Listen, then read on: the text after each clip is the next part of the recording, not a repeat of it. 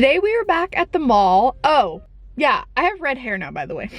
If you don't follow me on Instagram or TikTok or my vlog channel, I talked a lot about it there. But yes, I am a redhead. Hello, Ginger Spice reporting for duty. Nice to meet you. Anyways, we're at the mall today and I'm here for the sole purpose to do some more investigating inside the fitting room. And today we're going to be going to Abercrombie. I haven't been inside of an Abercrombie store since probably 6th grade. I've talked about this in the past before, but Abercrombie's old previous CEO said some really awful, damaging things back in the day. It was not inclusive at all, and almost everyone I know had a traumatic experience trying to shop at an Abercrombie. It was dark, it was smelly, it was loud. But recently Abercrombie has come under like new ownership. They've completely rebranded and they've kind of done a 180 when it comes to their messaging. So I thought I would do some investigating. I have shopped Abercrombie online a lot recently, and I have found some really amazing like jeans and dresses and tops over the last year, but I've never actually gone inside of the store. So we're gonna go in there today and check it out. I know for a lot of people, specifically plus size people, shopping online versus shopping in person can be two totally different experiences. A lot of times brands will offer extended sizing, but only online. So I just wanna go in there and see what it's all about. I feel like Abercrombie is one of the first brands that is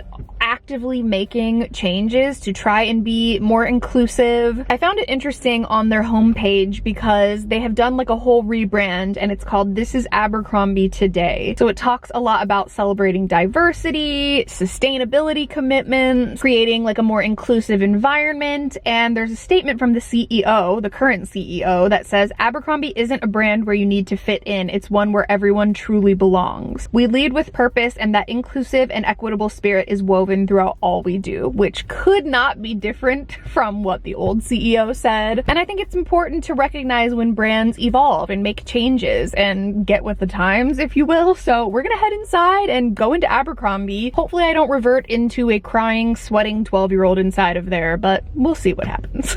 So walking into the mall, I was a little nervous, I'm not gonna lie. Like, I didn't really know what to expect. It had been a long time since I had been in an Abercrombie, and like, you just always have that sort of residual feeling of like, do I belong here type of thing. But I was actually pretty surprised at the layout when I first walked in. Like, it's kind of set up more like a showroom than like an actual store. And I can definitely see that they have tried to kind of bump up their demographic and age. Like, it's definitely clear that these clothes aren't necessarily just for teenagers anymore. So I began my search and I just kind of dug around the store, and you will definitely see this as a common theme throughout this video where I literally was just searching for anything that was in my size. The way that the store was set up was kind of scattered, so I just would find like these little pocket areas where jeans would be, and I would dig through all of the sizes, and I want to say like the average largest size that I found was a 29, which I believe is their size 8, and yeah, it wasn't very successful. So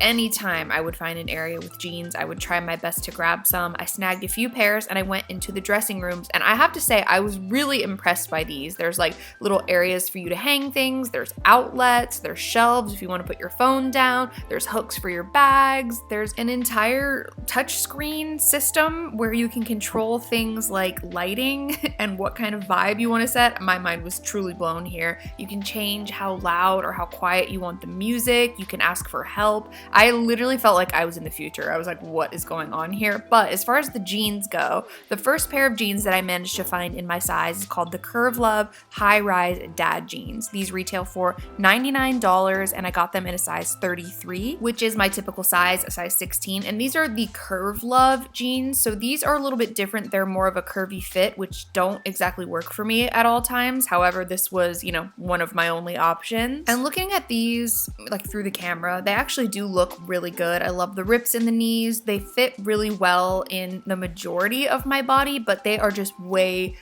too tight around my waist, and I was taking a really long time to sort of figure out how I felt about these. But if you are someone who doesn't have like an hourglass waist, these Curve Loves are going to be way too tight around your waist. In fact, when I was trying these jeans on, I double checked just to make sure they were my size, and they were the correct size. I was sweating profusely. They were cute, but they weren't the ones. The next pair that I tried on was called the 90s Ultra High Rise Straight Jeans, and these are kind of like a cropped high rise sort of vintage looking jean, but unfortunately I had to get these in a 34 because that's literally all they had. I was just trying to grab anything that was relatively close to my size, and in putting these on, I could see right away that they just weren't it. They were way too loose around the waist, as you can see, and then there was a pretty significant waist gap in the back. Like, sometimes I have the waist gap thing, but this was like, I mean, another level. It was literally standing on its own, and I liked the look of the jeans themselves, like the leg part, but they weren't that high rise, so I was really surprised because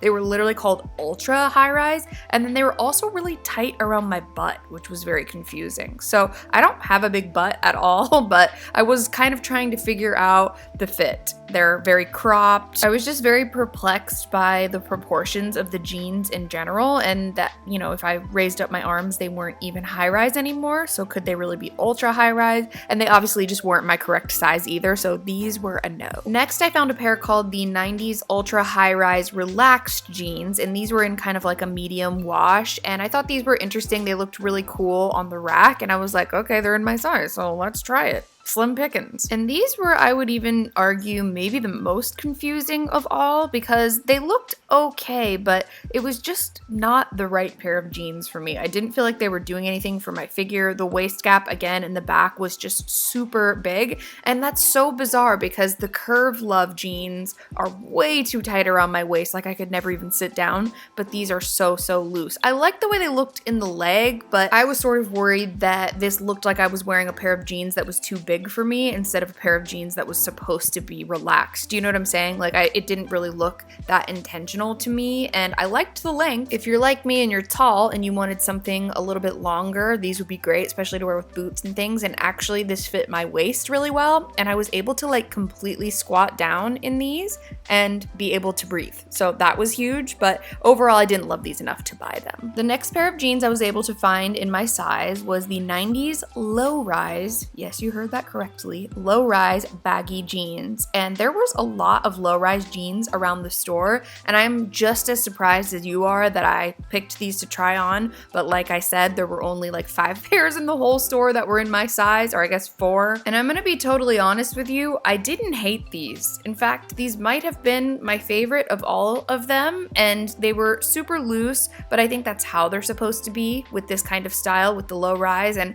I just can't possibly bear the thought of going back to the era where if I bent over, my entire butt crack would be hanging out. But I really honestly contemplated getting these. The baggy fit was really comfortable. Like, I can kind of see why people would be gravitated towards them again these days, but honestly, I just couldn't do it. They're too expensive to justify. Maybe if they were $20 or something, but the thing that I did find surprising was if you hiked them up enough, they were kind of like a mid-rise. They kind of matched the rise of like similar pairs that I had tried on, so very confusing. Yeah, didn't get these, but surprisingly, didn't hate them at all. As you can see, I was pretty frustrated because if these were high-rise, they would literally be like the perfect pair of jeans, so I'm gonna have to do some more investigating and see if they have these in a high-rise, and these were cute, but not it. And the last pair that I managed to find in my size was called the high-rise super skinny jeans. I was surprised that they still had skinny jeans. There actually were like quite a few options available, and these were high-rise in a size 16, so I was like, why not? If they're available, I might as well try them out, and these were the ones more than any other pair that had the most stretch to them, and they were okay. They were a little tight around the calf, and I think that's just an issue that I'm running into because I haven't worn skinny jeans in like a year. But I will be honest, I feel like there are better options for skinny jeans out there. They just weren't really doing anything for me. I didn't feel like they were the perfect pair for me. I didn't love the waistline. I felt like they could have been higher waisted. If I, stretched or moved around, I would definitely be wearing more of a mid-rise. I will give credit where credit is due and admit that, the waist gap situation was probably the best of any of the jeans that I tried on that day, so I was happy with that, but overall, I really do feel like there are other brands who do skinny jeans better and for a better price, so you could look somewhere like Old Navy and you would find a better selection most likely with a higher rise and for a fraction of the price. So yeah, I was just very confused by this whole jeans situation. I have a lot of thoughts, so let's wrap it up and go to the car and chat. Okay, made it back to the car. I'm profusely sweating, but I made it out alive, barely. Listen, I'm I'm not walking into a store expecting the world, and I'm not trying to only point out the negative, but I don't feel great leaving the fitting room right now, I'm not gonna lie. It was really disappointing. The selection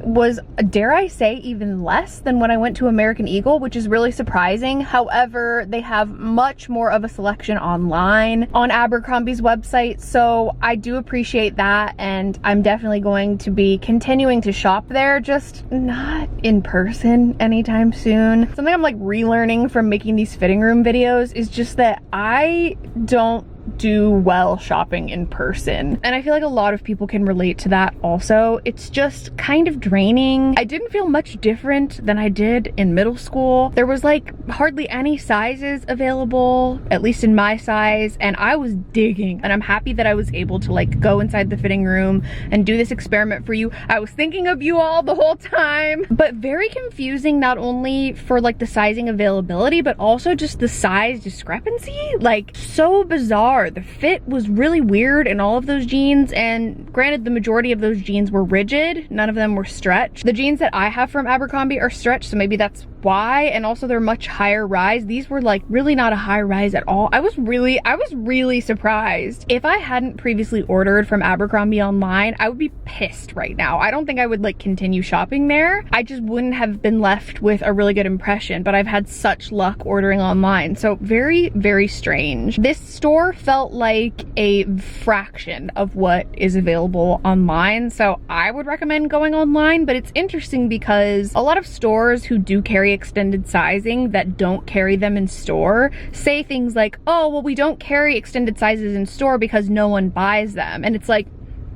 you wonder why, because when we go in store, there aren't any. So I don't know. Let me know your thoughts in the comments below. And if you've had any experiences with Abercrombie recently, I will definitely still be shopping at Abercrombie because they are a brand that carries my size and has really cute clothes, but I don't think I'll be going in store anytime soon. Like, maybe ever. Please remember that just because a brand doesn't carry your size or a pair of jeans doesn't fit you, it does not mean that there is anything wrong with you. It has everything to do with them and nothing to do with you and your body. My body is perfect and wonderful and worthy, and just because it doesn't fit in those random pairs of Abercrombie jeans doesn't mean anything. Size doesn't mean shit, obviously, as we know. It's just a number inside of a pair of pants, so I really hope you will hold on to that throughout watching these videos. And yeah, I'm just sending you a lot of love. If you've been in a similar fitting room situation, I'm here with you.